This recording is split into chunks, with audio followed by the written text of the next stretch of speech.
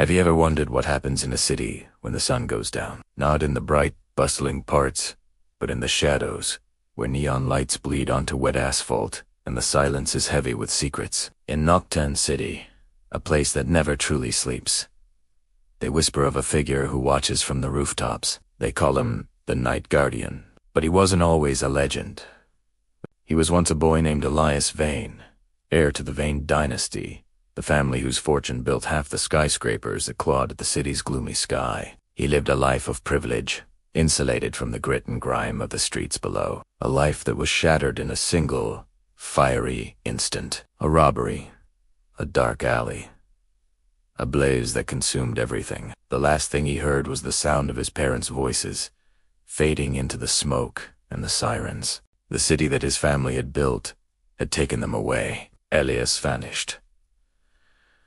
For years, no one knew where he'd gone. He traveled the world, not in luxury, but in hardship. He learned to fight, to endure, to disappear. He trained his body until it was a weapon, and his mind until it was a fortress. When he finally returned to Nocturne City, he was a ghost. The name, Elias Vane, was buried with his parents. In his place, something new was born from the ashes of his grief.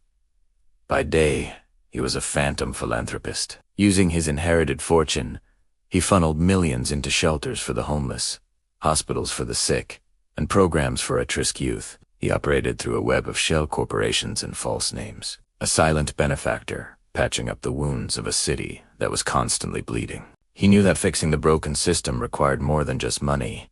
It required healing the very soul of the city. But when night fell, his true work began. He donned a suit of advanced, non-reflective armor, forged in the fires of his own pain and purpose. He became the shadow that preyed on predators. The Night Guardian wasn't a hero with superpowers. He had no enhanced strength, no ability to fly. Was a man. He bled when cut, his bones broke, and his wounds took time to heal. But he wielded a weapon far more potent than any superpower. Fear. He became a myth, a boogeyman for the criminal underworld. A whisper on a street corner, a fleeting shape in a dark alley. Stories spread of a figure with glowing optic lenses, a specter who appeared just as a crime was about to unfold. He dismantled smuggling rings, exposed corrupt officials, and protected the innocent, who the system had forgotten. He never killed, but he left his mark, a symbol, painted in the dark, a chilling reminder that justice was always watching. He was the embodiment of the city's conscience, the scream of the forgotten, finally given a voice. His methods were brutal but precise. He used the city itself as his ally. He knew its forgotten tunnels, its abandoned subway lines, its rooftop highways. He was part of its architecture, a gargoyle come to life. He moved through the urban jungle with an uncanny grace, using the very darkness that had taken his family as his cloak. To the corrupt, he was a terrifying rumor. To the downtrodden, he was a sliver of hope in an otherwise hopeless world. Then came the night the city burned again. A storm was brewing, not just in the sky, but on the streets. A new threat emerged, one who didn't want money or power, but pure, unadulterated chaos. He called himself the Jester King, a masked anarchist with a flair for the dramatic and a laugh that echoed through the panicked streets. He saw the city not as a home, but as a stage for his twisted performance.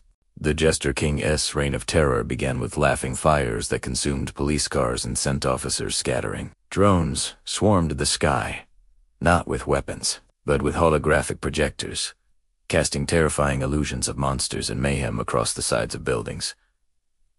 Panic gripped Nocturne City. The chaos was a virus, and it was spreading fast. The police were overwhelmed, chasing ghosts and fighting fires that seemed to mock them. From his perch atop the old clock tower, the Night Guardian watched the madness unfold. This wasn't a simple mugging or a corrupt deal. This was a direct assault on the city's heart. He knew he couldn't just punch his way through this problem. The Jester King was playing a different game, a game of psychological warfare. Elias would have to fight not just with his fists, but with his mind. He descended into the chaos. While civilians fled from holographic beasts, he ran towards them. He bypassed the city's jammed emergency channels and hacked directly into the municipal grid. The Jester was using the city's own network to power his illusions. With a few keystrokes from his gauntlet, Elias began to fight back. He overloaded the drone network, causing them to flicker and fall from the sky like metallic rain. He then turned the Jester's greatest weapon against him. He hijacked the remaining holographic projectors, twisting the monstrous illusions into symbols of hope. The terrifying phantoms were replaced by images of firefighters, doctors, and ordinary citizens helping one another. The message was clear. Nocturne City's strength wasn't in its buildings, but in its people.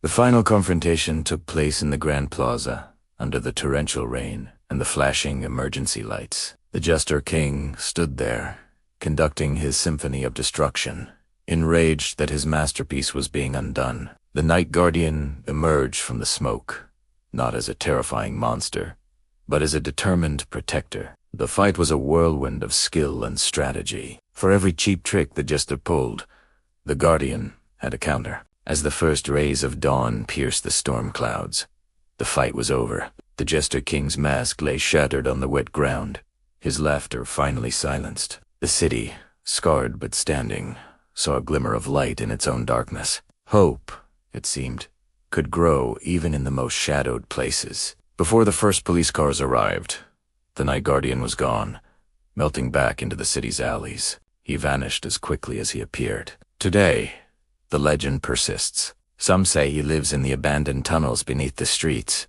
a true Others claim he was never real at all, just a story people told themselves to feel safe. But even now, when a storm rolls over Nocturne City and the thunder cracks like a whip across the skyline, when the lights flicker for just a moment, people still look up towards the rooftops. They look up and they whisper, "He's watching."